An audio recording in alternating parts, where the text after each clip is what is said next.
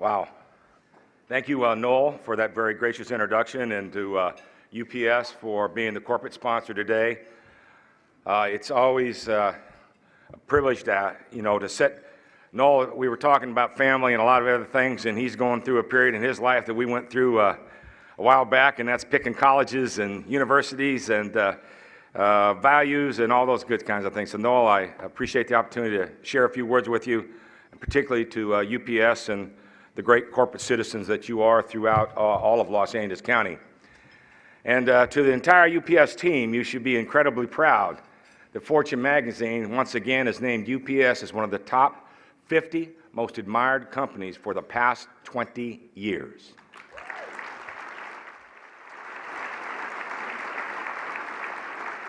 We are extremely grateful for your commitment to this region, the over 43,000 hours that your employees have donated or volunteered to various local organizations, as well as their nearly $2 million that they have raised for this district area's United Way campaign.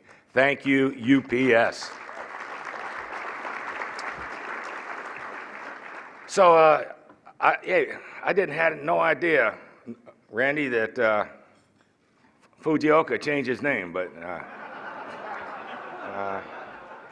just want to give a shout out to our CEO, because there is a 4th District money that I need, so it is Bill Fujioka, our CEO, all right? But I have a lot of thank yous before I get to the nitty gritty. First of all, I want to thank Cassandra Tang for being here today, for leading us in the pledge. And as you heard, Cassandra is one of our amazing artists at Rancho Los Amigos Hospital. In front of you, there is a tile that we try to do each and every year that shows a picture of Cassandra and myself. Like you just saw, Cassandra was testing out the new Paramobile chairs that can be used for playing golf, basketball, other recreational opportunities, or just for straight physical therapy. I try to give the example that when you bend over to tie your shoes, you sort of feel a difference about your breath and how difficult it can be sometimes, and that's what an individual in a chair faces each and every day.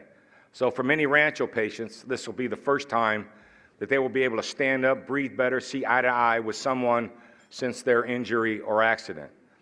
This was the first time in a tile that she was using the chair, and she was a little trepidation, but after she got used to it a little bit, she said to me, "You know, Supervisor, you always bend over and hug me.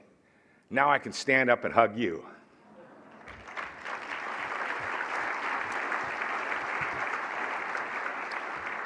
And a big thank you to Pastor Steve DeRusse of the First Baptist Church of Artesia, and as was mentioned, also a council member in the great city of La Mirada. We had the Downey High School Jazz Ensemble back there entertained us this morning. Big round of applause for them. Outside, we had Helen Dolis and Colin Kari from Arts and Services for the Disabled, who showcased some of their amazing art in the lobby. And I would encourage you, if you ever get the chance to go to one of their galleries or their store, they do amazing work in our community. I'd also want to recognize the Long Beach Chamber, Jerry Miller, the president, the Chamber's board of directors, and I'll find out who didn't make it. No, just kidding. I got a kick out of that. Whoever that is, he's unnamed, but it will be named in banner hanging at the next board meeting. Also to Randy and his hardworking team for making today's event possible. A big round of applause to the staff here that served our food. Did a great job. Appreciate that. And then also my incredible staff who do so much for me, and I will mention it in a bit about running out of pose, but the tribute is to my staff.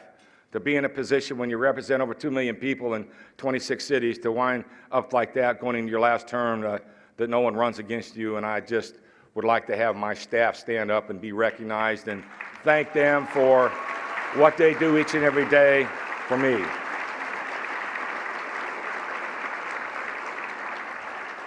And also a special shout out to Cheryl Burnett, my communications director, and Andrew Weiss, my Facebook friend. What they do for me on social media, but also putting all this together today too. So Andrew and Cheryl, thank you very, very, very much. And of course, the one and only, my wife Julie, 44 years, soon to be 45, who's here with me, and as always. And back there somewhere is one of my sons, Matthew. Matt's here. Thank you, Matt, for joining us today.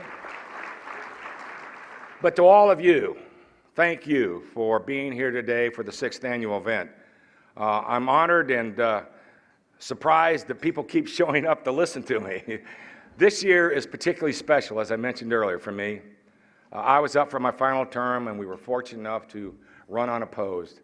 I am deeply humbled by that, and I thank all of you for your incredible support that not only this year, but the support that I've had for so many of you in this room over my many years in public service. So I appreciate it very, very much.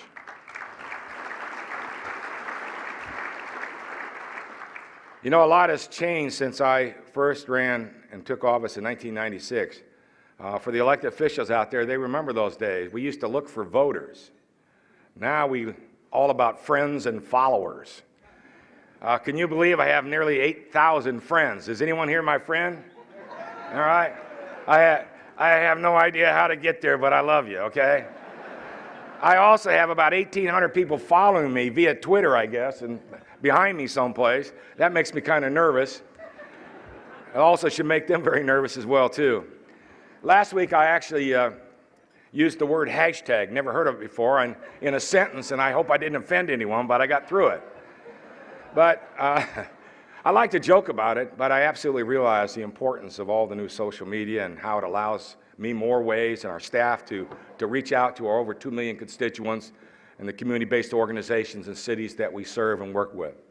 And I might not always get how everything works, but I am sort of a unique geek, and when it comes to all the latest gadgets and gizmos, I sort of figure it out myself. My iPod is a perfect example because I always want, you know, a new one or something, because I have over 6,000 songs on my iPod, from Bocelli to the blues, and it's one of my favorite hideaways. So if you see me around town going like this, I must have my earphones in or something then.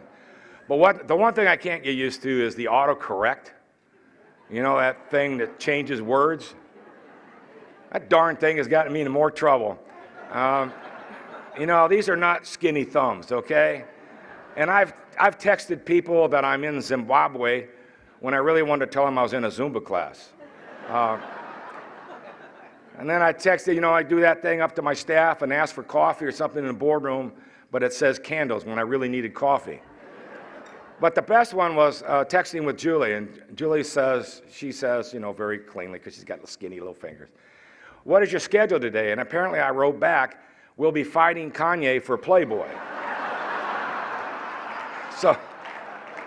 So she texts back, "Sure you are. You got a new gadget again, don't you?" What I really meant to say is, hopefully at the end of the day I'll get to play some golf. But anyway, you can't live with them, you can't live without them, but those phones, man, they're special. I like the, you know, Angry Birds is good during a meeting too.